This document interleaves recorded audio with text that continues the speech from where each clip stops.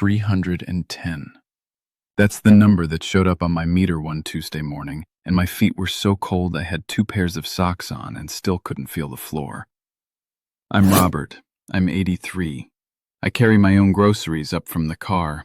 I climb my own stairs without holding the rail, and I walk every morning before the sun's even decided to show up. I tell you that not to brag. I tell you that because 6 years ago, none of it was true. 6 years ago, my feet were cold at midnight in July, numb in patches, like someone had turned off the lights in parts of my own body and forgot to tell me. I remember standing in my kitchen at 2 in the morning, flexing my toes, just trying to feel the tile under them. Nothing. Does that sound familiar? Do you check your feet in the morning, hoping today's the day they feel normal again? For a long time, I told myself it was just age, just what happens. My father shuffled at the end too, so I figured it was in the blood, nothing to be done. That belief cost me 2 years I didn't need to lose. Here's what nobody sat me down and explained clearly.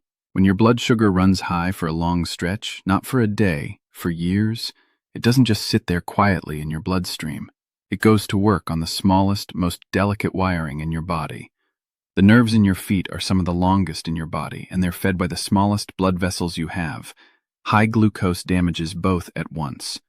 Research has linked chronically elevated blood sugar to a process that stiffens proteins and damages nerve fibers and tiny vessels together. That's why the feet, so far from the heart, are usually the first place a person notices something's wrong. That's not just age. That's a mechanism. And a mechanism you understand is a mechanism you can work with. I want to tell you about a man named Milton Kowalski. 74 years old, retired locksmith out of San Antonio. Milton wrote to a group I'm part of, and he described his feet as cold rocks that used to be part of me. He'd been type 2 for 19 years. His doctor had him on metformin, doing what medication does, but Milton said the cold and the numbness kept creeping up past his ankles, no matter what the meter said some mornings.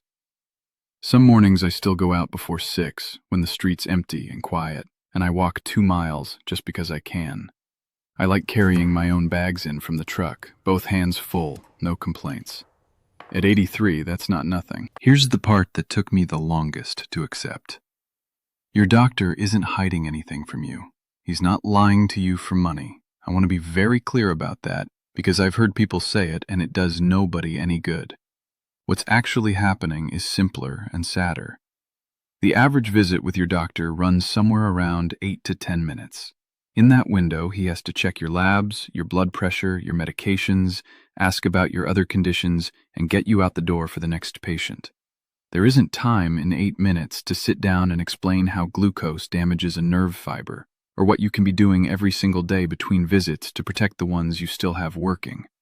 That's not malice. That's a broken clock nobody built for this kind of conversation. So the responsibility, whether we like it or not, falls on us, on paying attention, on the hours between appointments, the hours nobody's watching but you. If your feet burn at night, or go numb, or feel cold no matter how many socks you wear, please don't ignore it. I almost did, and I'm 80 years old. For years I told myself it was just age, the tingling, the heaviness in my legs climbing the stairs. But it wasn't age. It was my blood sugar quietly damaging the nerves and the circulation in my legs. And almost nobody warned me in time. If you let it keep going, those little signals turn into something you can't undo. I wasn't willing to lose my feet or my independence. So I started doing one thing every single day to help support healthy blood sugar and protect my legs. I'll show you exactly what in this video.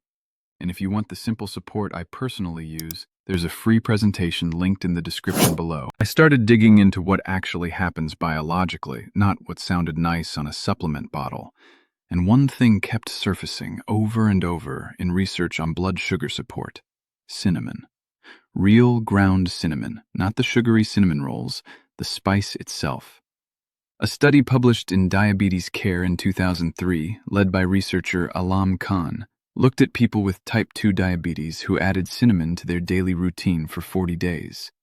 The researchers found measurable reductions in fasting glucose in that group compared to those who didn't.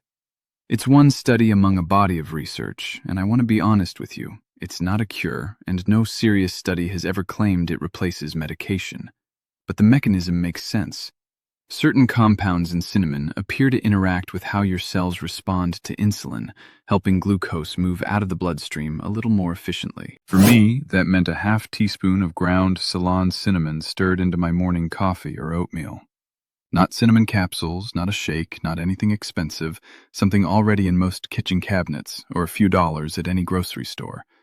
I want to be specific about the type because it matters more than people realize. There are two common kinds of cinnamon sold in most stores. Cassia, the cheaper, stronger-tasting kind found in most supermarket spice racks, and Ceylon, sometimes labeled true cinnamon, usually a little more expensive and a little milder. Cassia contains higher levels of a compound called coumarin, which in large amounts over long periods has been flagged in food safety research as something to use in moderation. Ceylon contains far less of it. That's why I stuck with Ceylon and kept the amount modest, a half teaspoon, not a heaping tablespoon. More isn't the goal here. Consistency is. But I want to be honest with you about something else. Cinnamon alone did not fix my feet. It was part of a system, and if I only tell you about the spice, I'm doing you a disservice. Alongside the cinnamon, I started doing two other things every single day. First, after dinner, I walk for 10 minutes. Not a workout, just a walk around the block. Moving your leg muscles helps your body pull glucose out of the bloodstream through a pathway that doesn't even need insulin to work properly. Researchers who study exercise physiology have documented this muscle contraction pathway for decades. Second, I stopped eating my carbohydrates first at meals. I eat the protein and vegetables on my plate before I touch the bread or the rice. That simple order change is associated with a gentler rise in blood sugar after the meal, something researchers studying meal sequencing have observed consistently. Cinnamon, an after-dinner walk, eating in a different order, 3 small, boring, unglamorous habits. None of them replaced my metformin. All 3 together, alongside my doctor's plan, over about 6 weeks is when I started to notice something in my toes again. Not perfect, not instant, but something. These days I sleep the whole night through without getting up to shake my feet awake.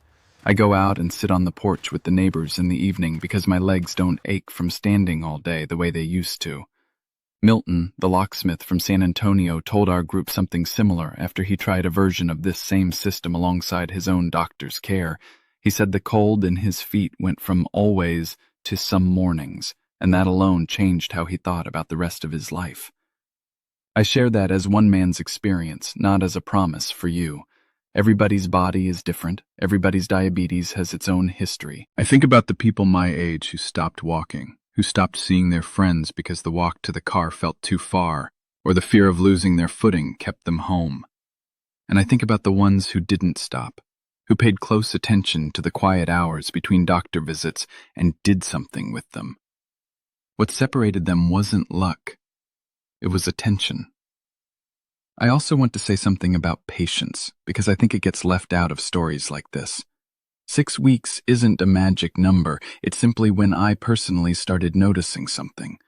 For some people it might take longer, for others it might come sooner, and for some, the improvement might be smaller than what I experienced. Diabetes doesn't follow a script, and neither does nerve healing. What I can tell you honestly is that doing nothing and simply waiting for the numbness to go away on its own was the one approach that never once worked for me in all my years of trying it. If your blood sugar has been running high and your feet have started to feel like they belong to someone else, I want you to do one thing for me. Drop your current fasting number in the comments below. Not to compare, not to judge, just so you can look back at it in 6 weeks and see if anything's moved. And if this made sense to you, subscribe, because we talk about this, the real mechanism, not the mystery, every week. If you made it this far, you already understand more about your own legs than most people your age ever will. That matters.